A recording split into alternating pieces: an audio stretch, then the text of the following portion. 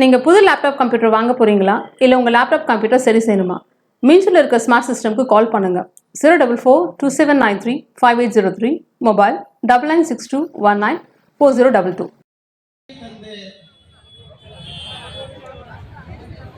சிறப்பித்துக் கொண்டிருக்கிற உங்கள் அனைவருக்கும் பொன்னேரி நகராட்சியின் சார்பாக நன்றி வந்த வணக்கத்தை தெரிவித்துக் கொள்கின்றோம். அன்பு சகோதரர் ராஜா அவர்களுடைய சார்பில் ரூபாய் 500 அன்பளிப்பாக தந்திருக்கிறார்கள். அவர்களுக்கும் குழுவின் சார்பிலே நன்றியை தெரிவித்து விடைபெறுகிறேன். நன்றி, வணக்கம். வந்திருக்கின்ற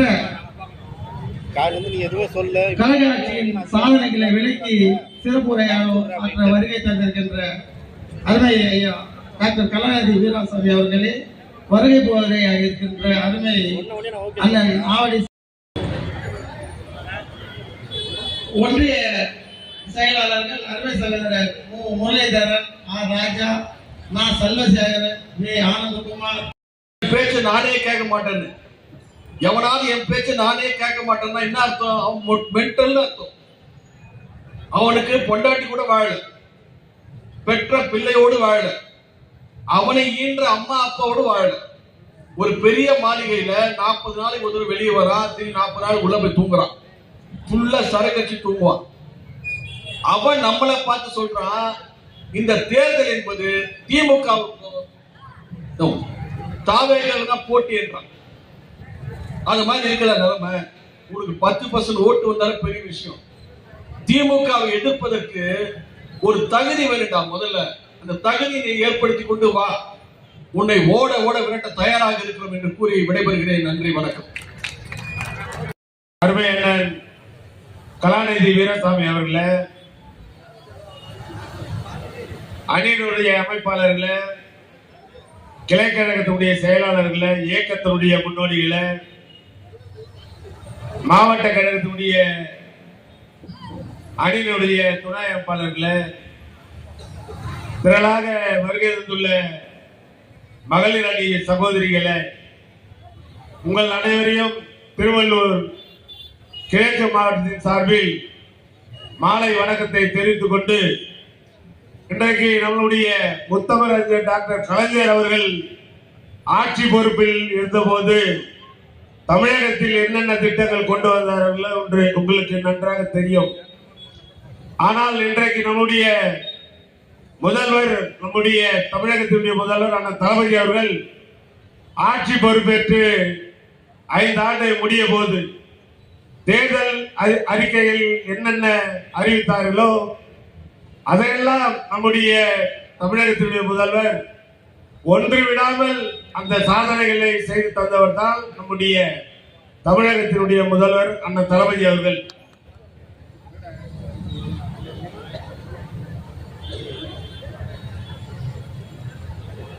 அதுபோன்று எண்ணற்ற சாதனைகளை நம்முடைய கழகத்தினுடைய தலைவர் அண்ணன் தளபதி அவர்கள், தலைவர் எப்படி நம்மளுடைய முத்தமிழறிஞர் டாக்டர் கலைஞர் அவர்கள் செய்தார்களோ அதை மிஞ்சக்கூடிய வகையில் நம்முடைய மாண்புமிகு அண்ணன் தளபதி அவர்கள் ஆட்சி பொறுப்பேற்று சுறுசுறுப்பாக சென்று தமிழகத்தில் இருக்கின்ற மக்களை காப்பாற்றிட வேண்டும், தமிழகத்தை உயர்த்திட வேண்டும் என்பதற்காகத்தான் நம்முடைய அரசு சார்பில் நல்ல திட்டங்களை கொண்டு வந்து நாட்டு மக்கள் பயன்படக்கூடிய வகையில் கொண்டு வந்த திட்டத்தை இன்றைக்கு வெளி மாநிலத்தில் இருக்கின்ற முதல்வர்களால் பாராட்டக்கூடிய வகையில் நம்முடைய தளபதி அவர்கள் ஆட்சியில் இருக்கிறார்.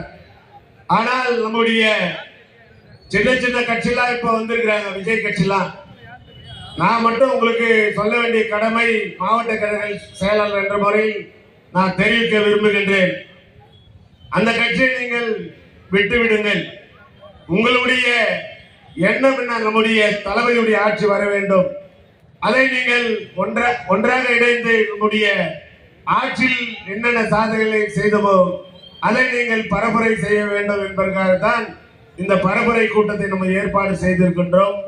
அந்த வகையில் நம்முடைய அண்ணன் கலாநிதி வீராசாமி இறுதியாக பேசும்போது நல்ல கருத்துக்கள் எல்லாம் வழங்க இருக்கின்றார்கள். இங்க வந்திருக்கின்ற மாணவிகளை தயவு செய்து உட்கார்ந்து அவருடைய பேச்சை கேட்டு செல்ல வேண்டும் என்பதை தெரிவித்து, அதே போன்று நம்முடைய அதிமுகவுடைய அரசு 10 ஆண்டு காலமாக இந்த பொன்னேரி தொகுதியில் இருந்தது. தமிழகத்தில் முழுவதும் ஆட்சி பொறுப்பில் இருந்தார்கள். ஆனால் இந்த தொகுதிக்கு ஏதாவது எம்எல்ஏ இருந்தவங்க செய்தாங்களா? கொஞ்சம் எட்டி பாருங்கள். ஆனால் எதையும் செய்யாமல் உடைய அரசு இன்றைக்கு மத்தியில் இருக்கின்ற மோடியுடைய அரசா கூட துணை நின்று தமிழகத்தில் அரசியல் நிற்கலாம் என்று ஒரு கங்கணம் காட்டி இருக்கிறார்கள். நீங்கள் தேர்தல் வருகின்ற போது அந்த இரண்டு கட்சியும் விஜய் கட்சியும் அகற்ற வேண்டிய கடமை இங்கிருக்கின்ற தோழர்களெல்லாம் இருக்கிறது என்பதை தெரிவித்து வாய்ப்புக்கு நன்றி கூறி விடைபெறுகிறேன். நன்றி, வணக்கம். அனைவருக்கும் இனிய மாலை வணக்கம். இன்னைக்கு இந்த தலைப்பு பாத்தீங்க அப்படின்னா தமிழ்நாடு தலைகுனியாது அப்படின்ற தலைப்பு போட்டிருக்கு.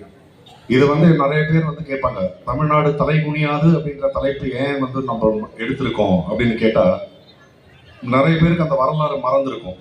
அதாவது தமிழ்நாடு ஒரு காலத்தில் நூற்றாண்டுக்கு முன்பாக ஒரு பர்டிகுலர் ஜாதி, அதாவது ஒரு குறிப்பிட்ட ஜாதியில் இருப்பவர்களாக இருந்தால், அங்கே வாழற இடமா இருந்தா நம்ம அங்க செருப்பு கூட போட்டுக்கிட்டு நடந்து போக முடியாது. அங்க ஒரு பொது கோயில் இல்லாட்டி ஒரு குளம் அப்படின்னு இருந்ததுன்னா நீங்க போய் அந்த கோயில்ல உள்ளாரையே போக முடியாது. அவர் குளம் இருக்குன்னா அங்க போய் தண்ணி எடுக்க முடியாது.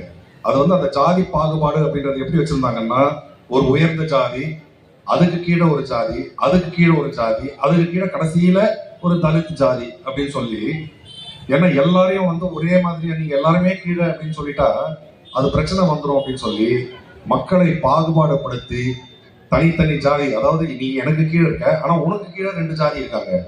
அப்புறமா அந்த கடைசியில இருக்க ஒருத்தன் முன்னாடி இருக்கிறவங்க கிட்ட நீ எங்க 2 பேருக்கு கீழே இருக்க ஆனா உனக்கு கீழே இன்னொருத்தர் இருக்கான் அப்படின்னு சொல்லி மிகவும் பாதிக்கப்பட்டது அப்படின்றது பாத்தீங்கன்னா நம்மளுடைய தலித் இனத்தை சார்ந்தவர்கள் தான் மிகவும் கொடுமைப்படுத்தப்பட்டார்கள். அங்க அப்பெல்லாம் எப்படின்னா தீண்டத்தகாமை இதெல்லாம் ஒரு 100 வருஷத்துக்கு முன்னாடி இருந்தது. நீங்க ஒருத்தர் தொடக்கூடாது, அதாவது அவங்க பக்கம் போய் நிக்க கூடாது, தொடக்கூடாது, இப்படி எல்லாம் இருந்தது. இதோடைய நூல் அதாவது வேர் எங்க இருக்கு அப்படின்னு பாத்தீங்கன்னா சனாதனம் அப்படின்றது. சனாதனம் அப்படின்றது என்ன சொல்லுது அப்படின்னா, நீங்க பெண்கள்லாம் இன்னைக்கு உட்காந்துட்டு இருக்கீங்க இல்லைங்களா, நீங்க பெண்கள் எல்லாம் உட்காந்துட்டு இருக்கீங்க. பெண்கள் சுதந்திரமாக இருக்கக்கூடாது, பெண்கள் எல்லா நேரத்திலும் யாருக்காவது அடிமையாகத்தான் இருந்தாக வேண்டும். பொண்ணுன்னு ஒருத்தவங்க ஒரு பிறந்துட்டா ஒண்ணு அப்பாவுக்கு அடிமையா இருக்கணும், இல்ல புருஷனுக்கு அடிமையா இருக்கணும், இல்லைன்னா பையனுக்கு அடிமையா இருக்கணும். இதுதான் ஒரு 100 ஆண்டுகளுக்கு முன்னாடி எல்லார் வீட்லயும் இருந்த பிரச்சனை. எங்க வீட்லயும் எங்க பாட்டி அவங்க எல்லாம் இருந்த காலத்துல இப்படிதான் இருந்தது.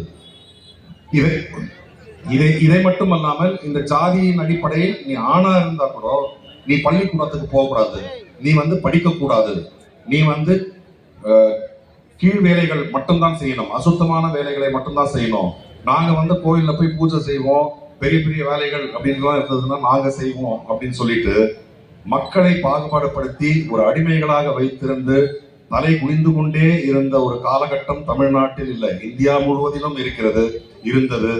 அதை மாற்ற ஆரம்பித்ததுதான் நீதி கட்சி அப்படின்ற ஒரு கட்சி 1916 முதல்ல அதை பத்தி யோசிச்சு தென்னிந்திய நல சங்கம் அப்படின்னு ஆரம்பிக்கிறாங்க. அந்த காலகட்டத்தில் பாத்தீங்கன்னா தமிழ்நாடு அப்படின்றது தனி மாநிலம் கிடையாது. அப்போ ஆந்திரா, கர்நாடகா, கேரளால சில பாகங்கள் இதெல்லாம் வச்சு இருந்ததுதான் மெட்ராஸ் பிரசிடென்சி அப்படின்னு இருந்தது. அந்த காலகட்டத்தில் இப்படி ஒரு அடக்குமுறை வெள்ளைக்காரர்கள் ஆண்டு கொண்டிருக்கிறார்கள். இப்படி ஒரு அடக்குமுறை நம்மளுடைய ஜாதியின் பெயரில் மக்களை மிகவும் இழிவுபடுத்தி கொண்டிருந்த காலகட்டத்துல தான் இந்த நீதி கட்சி அப்படின்றது ஒரு சுயமரியாதைக்காக என்று ஆரம்பிக்கப்பட்டு அவர்கள் 1920 ஆட்சிக்கு வராங்க. ஆட்சிக்கு வந்த உடனே அவங்க முதல்ல கொண்டு வந்தது சட்டம் யாராக இருந்தாலும் கோயிலுக்குள்ளார போகலாம் அப்படின்றதுதான் அவங்க சொன்னது. அதாவது எப்படின்னா, நீங்க ஒரு தாழ்த்தப்பட்ட சமுதாயத்தை இருந்தீர்கள் என்றால் கோயிலுக்குள்ளார போகக்கூடாது அப்படின்றதெல்லாம் சொல்ல முடியாது அப்படின்றத சொல்லி கோயிலுக்குள் எல்லோரும் செல்லலாம் அப்படின்னு கொண்டு வந்த சட்டம் அப்படின்றது 1920 தான் அதை முதல்ல ஆரம்பிச்சாங்க. அதற்கப்புறமா பெண்களுக்கு கல்வி கொடுக்கணும் அப்படின்றத பத்தி பேசினாங்க. இந்த காலகட்டத்தில் தான் நான் இப்ப சொன்னேன் இல்லைங்களா, முதல்ல 3 பேர், தந்தை பெரியார், பேரறிஞர் அண்ணா, முத்தமிழறிஞர் கலைஞர் அப்படின்ட்டு. இவர்களுடைய வேலை அப்படின்றது இந்த 1925, 26 அந்த காலகட்டத்தில் தான் அவங்க ஆரம்பிக்கிறாங்க. அதாவது தந்தை பெரியார் அவர்கள் முதலில் ஆரம்பிக்கிறார். தந்தை பெரியார் அவர்கள் 1879 பிறந்து அதற்கு பிறகு அவர் வளர்ந்து காங்கிரஸ் கட்சியில வந்து மகாத்மா காந்தியின் தலைமையில் சுதந்திரம் பெற வேண்டும் அப்படின்னு நினைச்சிட்டு இருந்தாரு. ஆனா இந்த ஜாதி பிரச்சனை எல்லாம் பார்த்தப்போ அப்புறம் வந்து ஒரு வெறுப்பு வந்து இதை எதிர்க்க வேண்டும் அப்படின்னு காங்கிரஸ்ல பேசுறாரு. காங்கிரஸ்ல இருக்கவங்க எங்களுக்கு சுதந்திரம் தான் முக்கியம், மக்கள் இது மாதிரி இருக்கிறத பத்தி எங்களுக்கு கவலை இல்லை அப்படின்னு சொல்லிட்டு இருந்த நேரத்தில் அவர் காங்கிரஸை விட்டு வெளியே வந்து சுயமரியாதை இயக்கம் அப்படின்னு ஆரம்பிச்சார். அது ஒரு முக்கிய அஜெண்டா அப்படின்றது அவங்களுடைய நோக்கம், அந்த கட்சியின் நோக்கம், அந்த அவருடைய கொள்கையின் நோக்கம் அப்படின்றது என்ன அப்படின்னு பாத்தீங்கன்னா, பெண்கள் முன்னேற்றம் அடைய வேண்டும், பெண் விடுதலைக்காக பெருமளவில் போராடியவர் அவர். அதே போல வந்து சமத்துவம், அதாவது இந்த ஜாதி அடிப்படையில வந்து மக்களை பிரித்து பார்ப்பது, மனிதனை மனிதன் கேவலமாக நடத்துவது அப்படின்றதெல்லாம் இருக்கக்கூடாது அப்படின்றது. அதே போல வந்து பகுத்தறிவு. இன்னைக்கு வந்து இப்ப இன்னைக்கு கூட நம்ம நாட்டுல வந்து தமிழ்நாட்டிலே சொல்றாங்க, இன்னைக்கு கூட நம்ம நாட்டுல செவ்வாய்க்கிழமைனா போய் முடி வெட்டிக்க கூடாது சொல்றாங்களா? உங்க வீட்டுல எல்லாம் சொல்லிட்டு இருக்காங்கல்ல. ஆனா அதுக்கெல்லாம் வந்து எந்த ஒரு காரணமுமே இருக்காது. எதுக்கு அப்படின்னு கேட்டீங்கன்னா, அதை வந்து அவங்களால எதுவுமே அதுக்கு சொல்ல முடியாது. செய்யக்கூடாதுன்னா செய்யக்கூடாது. அதே மாதிரி சனிக்கிழமை ஆனா நான்வெஜ் சாப்பிடக்கூடாது, ஏதாவது ஒரு சில நாள் இப்படி சொல்லி செய்வாங்க. அதற்கு ஏதாவது ஒரு காரணம் இருக்கலாம். ஆனா அந்த காரணத்தை அவர்கள் தெரியாது, தெரிஞ்சாலும் சொல்ல மாட்டாங்க. இதை போன்று இருக்கும் பொழுது இதை எதுவும் ஏன் என்ற கேள்வி கேட்காமல் அப்படின்னு சொல்லிட்டு உங்களுக்கு ஒரு பாட்டு இருக்கு தெரியுங்களா? இதெல்லாம் வந்து திராவிட சிந்தனையில் வந்த பாடல்கள். இது வந்து எம்ஜிஆர் பாடிய பாட்டு. அந்த பாட்டுல வந்து ஏன் அப்படின்னு நீங்க கேட்காம எதையும் செய்ய வேண்டாம், எதுக்காக இருந்தாலும் அதுக்கு ஒரு காரணம் கண்டுபிடிக்க வேண்டும் அப்படின்றத வச்சு பெரியார் அவர்கள் அந்த பயணத்தை தொடங்குறாரு. அவர் தொடர்ந்து நம்மளுடைய பேரறிஞர் அண்ணா அவர்கள், இவங்கெல்லாம் வந்து எப்படின்னா ஒரு இயக்கமாக தான் நடத்தி கொண்டிருக்கார்கள். பெரியார் அவர்கள் திராவிடர் கழகம் அப்படின்ற ஒரு கட்சியை ஆரம்பித்து, அந்த கட்சி வந்து தேர்தல் எல்லாம் போட்டியிட மாட்டாங்க. அவர்கள் வந்து சமூகத்திற்காக நாங்கள் எங்கள் கொள்கைகளை நாங்கள் விளக்குவோம், இதை பரப்புவோம் அப்படின்னு தான் போய் பண்ணிட்டு இருந்தாங்க. அந்த காலகட்டத்தில் நம்மளுடைய பேரறிஞர் அண்ணா அவர்கள் அந்த கட்சியில இருந்து தனியா வந்து 1949ஆம் ஆண்டு திராவிட முன்னேற்ற கழகம் அப்படின்ற ஒரு கட்சி ஆரம்பிக்கிறாரு. ஆரம்பிச்சுட்டு அவரும் வந்து ஒரு சமூக ஒரு சொற்பொழிவாற்றுறது, போய் பேசுறது அப்படின்னு சொன்னாங்க. அவங்க கூட வந்து தேர்தலை சந்திக்கவில்லை. அதற்கு பிறகு கட்சியில இருக்க உறுப்பினர்களை எல்லாரையும் கூப்பிட்டு ஒரு ஆலோசனை நடத்தி அவங்க கிட்ட கருத்து கேட்டு நம்ம தேர்தலில் நிக்கலாமா அப்படின்னு சொன்னப்போ பெருவாரியானவர்கள் வந்து நம்ம தேர்தலில் நிற்கலாம் அப்படின்னு சொன்னதுக்கு அப்புறமா தான் முதல் திராவிட முன்னேற்ற கழகம் தேர்தலை சந்தித்தது அப்படின்றது வந்து 1957ஆம் ஆண்டு முதல் வாட்டி நிக்கிறாங்க. சுயேட்சை சின்னம் தான், 15 சீட்டு வின் பண்றாங்க. அதற்கு பிறகு அடுத்து 1962ஆம் ஆண்டு மீண்டும் போட்டியிடுகிறார்கள். அப்போ வந்து 15 சீட் அப்படின்றது வந்து 50 சீட் ஆகுது. அதற்கு பிறகு 1967ஆம் ஆண்டு பெருவாரியான வாக்குகளை பெற்று ஆட்சியை அமைக்கிறார்கள். மாபெரும் வெற்றியை பெறுகிறார்கள். நமது பேரறிஞர் அண்ணா அவர்கள் முதலமைச்சராக அவர் பதவி ஏற்றுக்கொண்டு அவர் அதற்கு பிறகு அவர் செய்த திட்டங்கள் அப்படின்றது வந்து பாத்தீங்கன்னா, நம்ம பேச்சாளர் அவங்க சொன்னாங்க, பேரறிஞர் அண்ணா அவர்கள் இருந்தது வந்து 1.5 வருடம் தான். அவர் வந்து 1967 ஆட்சி வராரு. 1969ஆம் ஆண்டு பிப்ரவரி மாதம் 3ஆம் தேதி இறந்து போயிறாரு. 1.5 வருஷம் தான். அந்த 1.5 வருஷத்துக்குள்ள இந்த மெட்ராஸ் மாகாணம் அப்படின்னு தான் இருந்தது, மெட்ராஸ் ஸ்டேட் அப்படின்னு இருந்தது. தமிழ்நாடு என்ற பெயரை பெற்றுக் கொடுத்தது அப்படின்றது வந்து பேரறிஞர் அண்ணா அவர்கள் தான். அதே போல சுயமரியாதை திருமணம், அதாவது அதுக்கு முன்னாடிலாம் நீங்க கோயில்ல போய் ஐயர் இல்லாம கல்யாணம் பண்ணீங்கன்னா அந்த கல்யாணம் செல்லுபடி ஆகாது அப்படின்னு இருந்தது. அதை மாற்றி சுயமரியாதை திருமணம், நீங்க எப்படி வந்து ஒரு தாலியை கட்டினாலும் அது செல்லுபடி ஆகும் அப்படின்ற ஒரு சட்டத்தை அவர் கொண்டு வந்தார். இது போன்ற அவர் வந்து அதுக்கப்புறமா அவரே சொல்லியிருக்கார், தமிழ்நாட்டிற்கு தமிழ்நாடு என்ற பெயர் இருக்கும் வரை இந்த தமிழ்நாட்டை ஆண்டு கொண்டிருப்பது இந்த அண்ணாதான் அப்படின்னு சொல்லி அவர் வந்து இன்று நடந்து கொண்டிருக்கும் ஆட்சி வரை இன்று அண்ணாவின் ஆட்சி தான் நமக்கு தொடர்ந்து நடந்து கொண்டிருக்கிறது. இதை போன்ற ஆட்சி காலத்தில் தான் வந்து அவர்கள் வழியில் வந்தவர்கள் தான் நமது முத்தமிழறிஞர் கலைஞர் அவர்கள். அவர் வந்ததுக்கு அப்புறமா எவ்வளவு நல்ல திட்டங்கள் கொண்டு வந்தாருன்றதை பத்தி உங்களுக்கு நான் சொன்னேன்னா அது வந்து 2 மணி நேரம் 3 மணி நேரம் கூட போகிட்டு நான் அந்த அளவுக்கு உங்களை பொறுமையை சோதிக்க மாட்டேன்.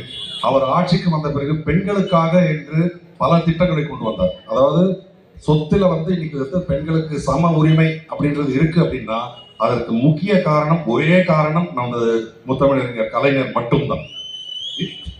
இன்னைக்கு நீங்க போய் எங்கேயும் போய் சண்டெல்லாம் கூட போட தேவையில்லை. உங்க வீட்டுல வந்து ஏதாவது சொத்து இருக்கு அப்படின்னா உங்களுக்கு அண்ணன் அவர் தம்பி இல்ல நீங்க 2 பேர் இருக்கீங்க அப்படின்னா உங்களுக்கும் சரி பங்கு உங்களுக்கும் உங்க சொத்தில் உரிமை இருக்கிறது அப்படின்னு சொல்லி அந்த சட்டத்தை கொண்டு வந்ததிலிருந்து இன்று பெண்கள் எல்லோருக்குமே அந்த பலன் கிடைத்துக் கொண்டிருக்கிறது. அதுவும் குறிப்பா தமிழ்நாடு இந்த சட்டத்தை கொண்டு வந்து பல வருடங்கள் கழித்து தான் இந்தியாவிலேயே அந்த சட்டத்தை கொண்டு வராங்க. எந்தெந்த திட்டங்கள்லாம் வந்து தமிழ்நாட்டில் வந்த பிறகு பல ஆண்டுகள் கழித்து தான் அவை இந்தியாவிற்கு வருகின்றன. அதே போலதான் வந்து இந்த ஜஸ்டிஸ் பார்ட்டி அப்படின்னு இந்த பார்ட்டி வந்து மதிய உணவு திட்டம், நிறைய பேர் நினைச்சிருப்பாங்க மதிய உணவு திட்டம் வந்து சிலர் தப்பா நினைச்சிருப்பாங்க எம்ஜிஆர் தான் கொண்டு வந்தாரு அப்படின்ட்டு, ஒரு சிலர் சொல்லுவாங்க காமராஜ் கொண்டு வந்தாரு அப்படின்ட்டு. உண்மையில் மதிய உணவு திட்டத்தை கொண்டு வந்தது 1923ஆம் ஆண்டில் ஜஸ்டிஸ் பார்ட்டி ஆட்சியில் இருக்கும்போதுதான் அந்த மதிய உணவு திட்டம் என்றது வந்தது.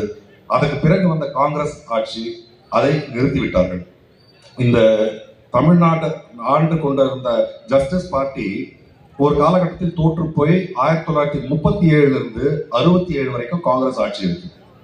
அப்போ பிரச்சனை என்ன வந்ததுன்னா, நமக்கு அப்பதான் சுதந்திரம் வருகிறது. சுதந்திரம் வந்த பிறகு எதற்காக இன்னைக்கு நம்ம வந்து அதிமுகவையும் பாஜகவையும் எதிர்க்கிறோம் அப்படின்றதுக்கு நான் உங்களுக்கு விளக்கம் ஒன்று சொல்லிடுறேன். அப்பொழுது வந்து அவங்க வந்து ஒரு டெல்லியில இருந்து ஆட்சிகள் அப்படின்றத நடத்தினாங்கன்னா அவங்களுக்குன்றது வந்து ஒரே ஒரு சில கொள்கைகள் இருக்கு.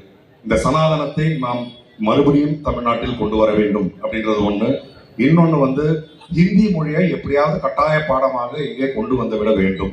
இதுதான் வந்து அவங்களுடைய முக்கியமான குறிக்கோள்கள். அவங்களுக்கு வந்து நீங்க நம்ம தமிழ்ல பேசியிருக்கோம், தமிழ்ல இவ்வளவு வளர்ச்சி பெறணும் அப்படின்றத பொறுக்க முடியாமல் எப்படியாவது இவங்களை வந்து ஹிந்தி பேச வச்சிடணும் அப்படின்றதுக்காக அவங்க முயற்சி செய்து கொண்டிருக்கிறார்கள். இது வந்து 1937 இருந்து பெரும் போராட்டங்கள்லாம் நடந்தது.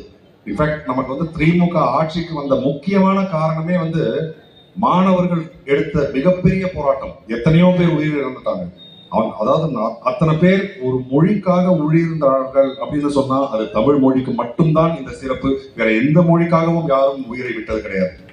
இதை போன்று இருப்பவர்களை மரியாதை செய்யும் விதமாக தான் உங்களுக்கு எல்லாருக்கும் தெரியும், ஒவ்வொரு ஆண்டும் ஜனவரி 25ஆம் ஆண்டு மொழிப்போர் தியாகிகள் தினம் அப்படின்னு சொல்லி நம்முடைய தலைவர்கள் தொடர்ந்து நாம வந்து கொண்டாடி கொண்டிருக்கிறோம். இந்த மாதிரி ஒரு ஒடுக்குமுறையா இருந்த காங்கிரஸ் அந்த காலகட்டத்துல தான் வந்து இத்தனை பேர் இறந்த பிறகு நமது திராவிட முன்னேற்ற கழகம் ஆட்சிக்கு வருகிறது. பேரறிஞர் அண்ணா, முத்தமிழறிஞர் கலைஞர் அவர் வந்து அடுத்தடுத்து நல்ல திட்டங்கள், அதாவது பெண்களுக்கு வந்து திருமண உதவி தொகை அப்படின்னு ஒன்று கொடுக்குறாரு. அப்ப வந்து அவர் ஒரு கண்டிஷன் போடுறாரு. அதாவது எப்படின்னா 8வது வரைக்கும் பெண்கள் படித்திருந்தால் அவர்களுக்கு திருமண உதவி தொகை அப்படின்றத கொடுப்போம் அப்படின்னு சொல்லி. அப்போ வந்து கூட இருந்த கட்சிக்காரர்கள், நம்ம கட்சிக்காரர்களே கேட்டாங்க, ஏங்க கொடுக்கறதுன்னு முடிவு பண்ணிட்டீங்க, ஏழையா இருக்காங்கன்னா யாருக்கு வேணாலும் கொடுக்கலாங்களே அப்படின்னா, அரசாங்கத்துல வந்து கல்வி இலவசமா கொடுக்குறோம், இந்த தொகைக்காகவாவது அவங்க பசங்களை 8வது வரைக்கும் படிக்கிறதுக்காவது அனுப்புவாங்க அப்படின்றதுக்காக தான் ஏன் நான் இந்த திட்டத்தை கொண்டு வரேன் அப்படின்னு சொன்னாரு. அதனால் இன்று 8வது வரைக்கும் படிச்சது, எங்க அம்மா எல்லாம் 8வது வரைக்கும் தான் படிச்சாங்க. ஏன்னா 8வது வரைக்கும் படிச்சிருந்தா அந்த போதும் அப்படின்ற ஒரு நினைப்பு இருந்தது. அதை தொடர்ச்சியாகத்தான் இப்ப வந்து பாத்தீங்கன்னா எம்ஜிஆர் ஆட்சியும் வந்தது, ஜெயலலிதா ஆட்சியும் வந்தது. அவர்களும் ஏதோ ஒரு சில திட்டங்களை கூட கொண்டு வந்திருப்பாங்க. ஆனா எதுவும் சொல்லிக் கொள்ளும் அளவுக்கு பெரிதாக இல்லை. அதற்கு பிறகு வந்து எடப்பாடி ஆட்சிக்கு வந்தார். அவர் வந்ததுக்கு அப்புறமா இன்னைக்கு வந்து பிஜேபி என்ன சொல்றாங்களோ அதை நாங்கள் செய்வோம் அப்படின்றதுதான் அவருடைய கொள்கையா இருக்கு. கொரோனா வந்த காலகட்டத்தில் அப்போதான் தேர்தல் வரப்போகுது. எங்க தலைவர் சொல்றார், ஒவ்வொரு குடும்பத்துக்கும் பெருமளவில் பொருளாதாரத்தில் பாதித்திருக்கிறார்கள், பைசா இல்லாம இருக்காங்க ஜனங்களுக்கு வந்து 5000 ரூபாய் கொடுங்க ஒவ்வொரு ரேஷன் அட்டைக்கும் அப்படின்னு சொல்றாரு. அவர் வந்து இல்ல கஜானா காலியா இருக்கு, நாங்க 1000 ரூபாய் தான் கொடுக்க முடியும் அப்படின்னு சொல்லி 1000 ரூபாய் கொடுத்தார். அப்பொழுது எங்களுடைய எதிர்கட்சி தலைவராக இருந்த எங்கள் தலைவர் பிரச்சாரம் செய்தார், நாங்கள் ஆட்சிக்கு வந்தவுடன் மீதம் இருக்கும் 4000 ரூபாயை கொடுப்போம் என்று ஆட்சிக்கு வந்தார். அந்த 4000 ரூபாயை உங்கள் அனைவருக்கும் அதை 2 மாதங்களில் 2 தவணைகளாக 2 மாசம் வாங்கினீங்கல்ல, எல்லாரும் அந்த நேரத்துல வாங்கினீங்கல்ல. அதற்கு பிறகு கொரோனா வார்டு ஒண்ணு இருக்கு, அதுல வந்து எல்லாரும் சொல்றாங்க, ஐயா நீங்க அந்த உள்ளார போவாதீங்க ஐயா, அது தொற்று. அப்பெல்லாம் வந்து எப்படின்னா, நம்ம வீட்டுல யாருக்காவது கொரோனா இருந்ததுன்னா நம்ம அப்பா அம்மாவுக்கு முதல்ல அவங்களை தூக்கிட்டு போய் எங்கேயாவது ஆஸ்பத்திரியில சேர்த்து விட்டுணும், அவங்க பக்கத்திலேயே வச்சுக்க கூடாது அப்படின்னு பயந்துகிட்டு இருந்த நேரத்துல ஒரு கொரோனா வார்டுல நோயாளிகள் எல்லாம் இருக்கும் பொழுது அந்த கவச அணிகலன்களை அணிந்து கொண்டு உள்ளே சென்று பார்த்துட்டு வந்தாரு. கேட்டதுக்கு என்ன சொன்னாருன்னா, இத்தனை டாக்டருங்க நர்ஸுங்க எல்லாரும் போய் வைத்தியம் பார்க்கும் பொழுது நான் போய் அதை பார்த்தால் அவர்களுக்கு இன்னும் கொஞ்சம் ஊக்கம் இருக்கும், அதற்காக நான் அவர்களுக்காக நான் செல்கிறேன் அப்படின்னு சொல்லி போய் பார்த்துட்டு வந்தாரு. அதற்கு பிறகு தலைவர் அவர்கள் கொண்டு வந்த பல திட்டங்களை பற்றி எல்லாரும் பல பேர் பேசியிருக்காங்க.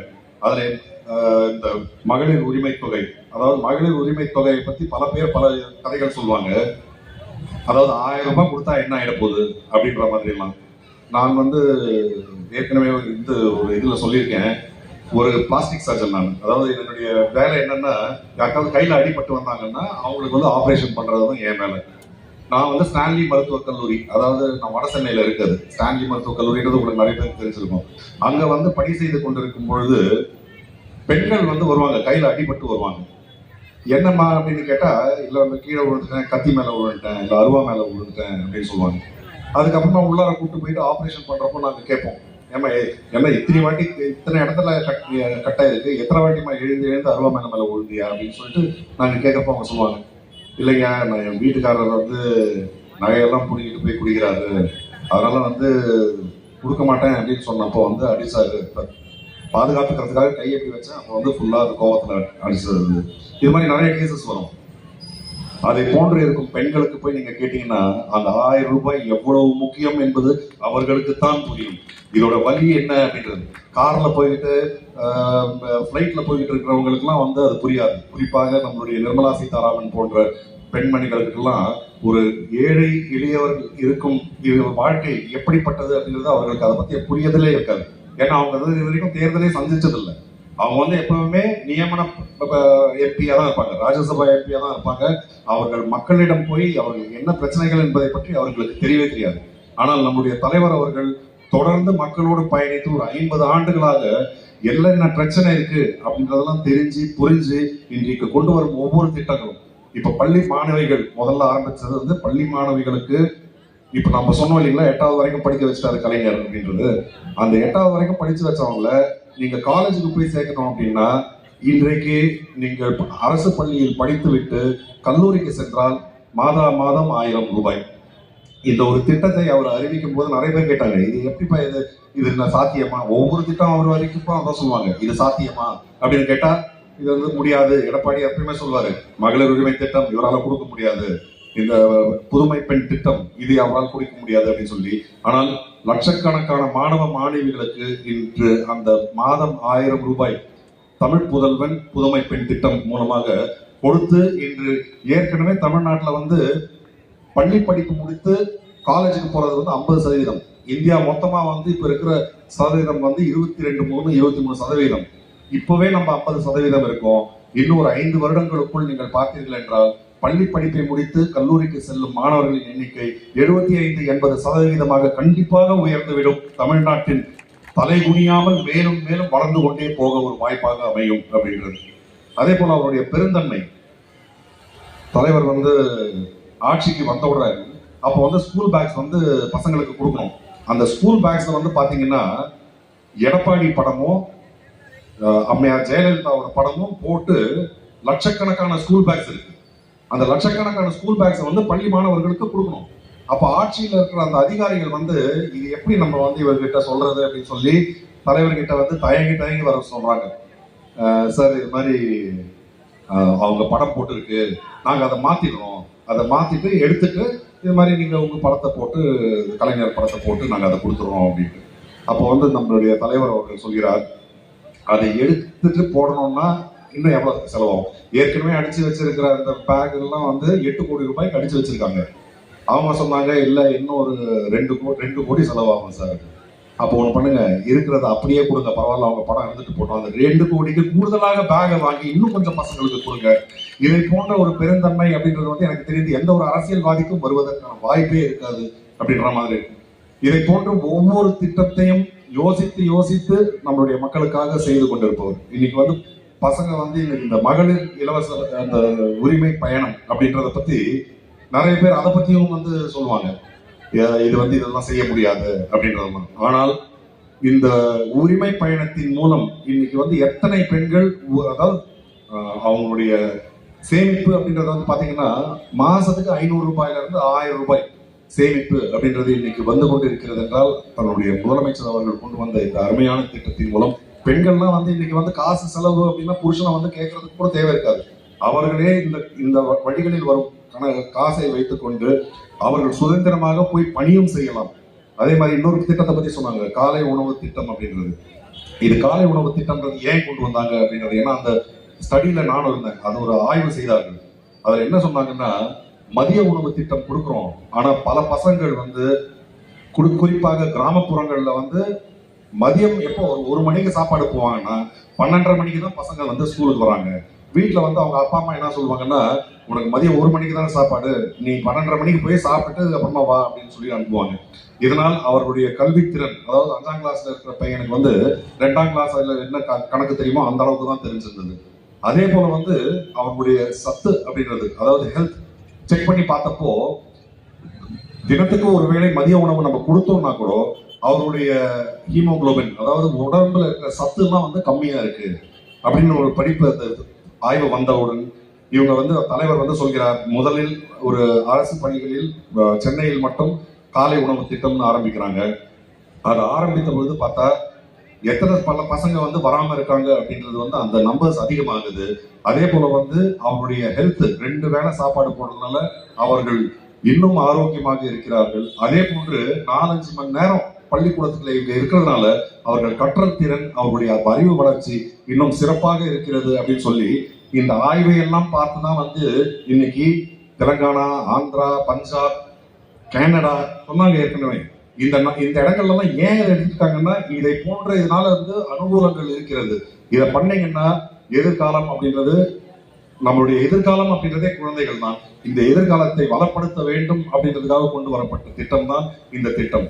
நம்மளுடைய ஆட்சி வந்த பிறகு எப்பவுமே நம்ம இந்த நேரத்துல இல்ல, திராவிட முன்னேற்ற கழகம் ஆட்சி எப்பொழுது இருந்தாலும் முக்கியமான விஷயங்கள் அவர்கள் பார்க்கறது என்ன அப்படின்னா, ஒண்ணு வந்து கல்வி, அதாவது பள்ளி, கல்லூரி, அது மாதிரிலாம். இன்னொன்று வந்து மருத்துவம். இது ஆட்சிக்கு வந்தவுடன் என்னுடைய முதலமைச்சர் சொன்னார், என்னுடைய ஆட்சியில் 2 கண்களாக இருக்க போவது அப்படின்றது வந்து ஒண்ணு கல்வி, ஒண்ணு மருத்துவம் அப்படின்றது. அது மட்டும் இல்லாமல் எனக்கு தெரிந்த 3வது நோக்கம் அப்படின்றது, 3வது கண் அப்படின்றது என்ன கேட்டீங்கன்னா, மகளிர் மேம்பாடு அப்படின்றதுக்காக தொடர்ந்து செய்யப்பட்டு கொண்டிருக்கும் இந்த திட்டங்கள் அப்படின்றது. நம்ம நினைப்போம், நம்ம நிறைய பேர் வந்து இப்ப பெண்கள்லாம் வந்து இப்ப இந்த அளவுக்கு படிச்சு வந்துட்டாங்க. ஒரு காலத்துல வந்து வரதட்சணை இப்ப கூட இருக்கு, இப்ப கூட வரதட்சணைன்னு வாங்கிட்டு இருக்காங்க. எதற்காக அந்த வரதட்சணை அப்படின்றத வாங்கிட்டு இருந்தாங்க அப்படின்றது யோசிச்சு பாத்தீங்கன்னா, பெண்கள் வேலைக்கு போகக்கூடாது. ஸோ பெண்கள் வேலைக்கு போகாம படிக்காம நீங்க இருந்தீங்கன்னா உங்க புருஷனை மட்டும்தான் நம்பிக்கை இருக்கணும், வேற நீங்க எதுவுமே வாழ்க்கையில பண்ண முடியாது. நீங்க இன்னொரு வீட்டுக்கு போறப்போ, அதாவது ஒரு ஆடு விற்கிற மாதிரி ஒரு பொண்ணை வந்து ஒருத்தனுக்கு கட்டி கொடுக்கறதுக்காக இவ்வளவு காசு கொடுத்தாதான் நான் வந்து கட்டிப்பேன் அப்படின்னு சொல்லிட்டு இருந்த காலம்லாம் இருந்தது. ஆனால் இன்னைக்கு அதே பெண் படித்து ஒரு அரசு உத்தியோகத்திலோ ஒரு தனியார் இடத்துல உத்தியோகத்திலோ இருந்தால் அவ வந்து யாராவது எனக்கு வந்து வரதட்சணை அப்படின்னு கேட்டா, எனக்கு கல்யாணமும் வேணும் நீயும் வேணும் போடா அப்படின்னு சொல்ற அளவுக்கு இன்னைக்கு ஒரு தைரியமாக பெண்களை வளர்த்தெடுத்திருக்கிறோம் என்றால் அதற்கு முக்கிய காரணம் நமது திராவிட முன்னேற்ற கழகம். இன்ஃபேக்ட் இந்த புதுமை பெண் திட்டம் அறிவித்தப்போ அந்த முதல்ல அதை வந்து அறிவிக்கிறாங்க. அப்போ வந்து ஒரு மாணவி வந்து பேசுறாங்க, ஒரு இஸ்லாமிய பெண். அவங்க வந்து அந்த பேசுறப்போ அவங்க சொல்றாங்க, இந்த மாதம் 1000 ரூபாய்னு நீங்க கொடுக்குற இந்த திட்டத்தினால எங்க வீட்டுல என்ன படிக்க வச்சிருக்காங்க. இதோட முக்கியத்துவம் எனக்கு புரிஞ்சிருக்கு. எனக்கு கல்யாணம் ஆகல, ஆனா நான் கல்யாணம் பண்ணிட்டுனா நான் கட்டிய கணவன் கூட என்னை கைவிட்டு விடலாம், ஆனால் நான் கற்கும் இந்த கல்வி என்னை கைவிடவே விடாது, என் வாழ்நாள் முழுவதும் என்னை தலை நிமிர்ந்து நிற்க வைக்கும் அப்படின்னு சொல்லி. இந்த தமிழ்நாடு தலை குனியாது அப்படின்றதுடைய முக்கியத்துவம் என்ன அப்படின்னு சொன்னா, ஏற்கனவே சொன்ன இல்லைங்களா, ஒன்றிய அரசாங்கத்தில் இருப்பவர்கள் சனாதனத்தை ஆதரித்து, சனாதனம் தான் என்னன்றது சொல்லிட்டேன், பெண்கள் அடிமைகளாக இருக்க வேண்டும், ஜாதியின் அடிப்படையில் மக்களை பிளவுபடுத்த வேண்டும், மதத்தின் அடிப்படையில் மக்களை பிளவுபடுத்த வேண்டும். இதுதான் வந்து சனாதனம். இன்று சனாதனத்தை பிஜேபி ஆதரித்துக் கொண்டிருக்கிறது. அதை நேரடியாக இல்லாமலும் மறைமுகமாக அதிமுகவும் ஆதரித்துக் கொண்டிருக்கிறது.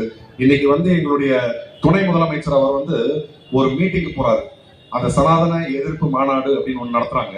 அங்க போயிட்டு அவர் சொல்றாரு, சனாதனம் என்பது ஒரு கொடிய நோய், அதை வந்து மூட்டை பூச்சி போல் நசுக்கி ஒழிக்க வேண்டும் அப்படின்னு அவர் பேசுறாரு.